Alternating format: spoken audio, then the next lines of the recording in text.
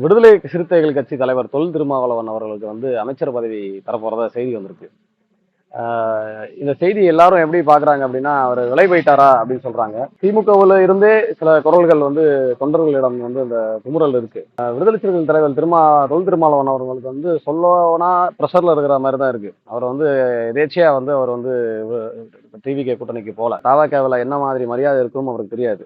ஆனாலும் கூட அமைச்சர் பதவிக்கு அவர் விலை போயிட்டாரு அப்படிங்கிறது வந்து ஒரு கடும் சொல் தான். அவங்க கட்சியில இருக்கிற பெருவாரியான ஆட்கள் வந்து வாக்களிச்சிருக்கிறதா அவரே ஒப்புக்கொண்டுட்டு இருக்காரு தவகவுக்கு. எலெக்ஷனோட ரிசல்ட் 2-3 நாளுக்கு முன்னாடி வந்தப்போ கூட அவர் என்ன சொன்னார் அப்படின்னா, ஒரு இக்கட்டான சூழ்நிலையில இருக்கிறேன் அப்படிங்கிற மாதிரி ஒரு வீடியோ எல்லாம் போட்டுருந்தார். அவங்க கட்சி தொண்டர்கள் பெருமளவு பணியாற்றவில்லை அப்படிங்கிறதும் அவரோட ஒப்புதல் வாக்கு மூலமா இருந்தது. அப்போ அவங்களாம் ஓரளவு ஜஸ்டிஃபை பண்ணியிருக்காருன்னு தான் சொல்ல முடியும்.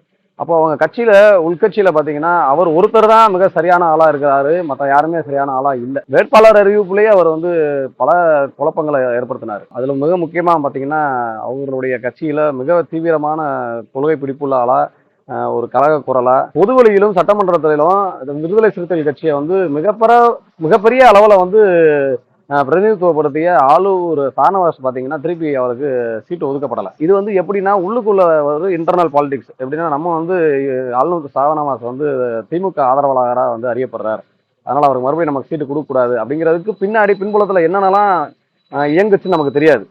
ஸோ இது ஒரு கட்டம். அதனால இப்ப என்ன ஆயிருக்கு அப்படின்னா, அவருக்கு அமைச்சர் பதவி கொடுக்கறது மூலியமா என்ன நடக்குது அப்படின்னா, தவேகா வந்து தன்னை நிலைநிறுத்திக்க விரும்புது. இவங்க அமைச்சர் பதவி கொடுக்காட்டி நாளைக்கு எப்போ வேணா ஆதரவை வாபஸ் வாங்கிக்கலாம், இருத்தி வைப்போம் அப்படிங்கிற மனநிலையில தான் தவேகா வந்து அவங்களுக்கு அமைச்சர் பதவி கொடுக்குது. ஆனா திருமாவளவனுக்கு என்ன பிரச்சனை அப்படின்னா, இப்போ பெருவாரியான ஆட்கள் வந்து நீங்க அமைச்சர் பதவி வாங்கிக்கன்னு சொல்றாங்க.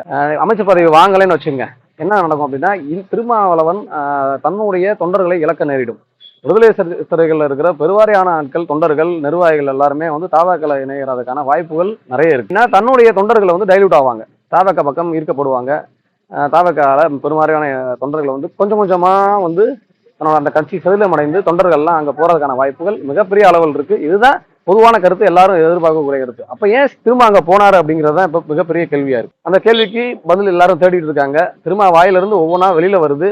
அவரே வந்து ஒப்புக்கொள்வாருன்னு நினைக்கிறோம், பார்ப்போம். முதல் குரல். இது உங்கள் குரல்.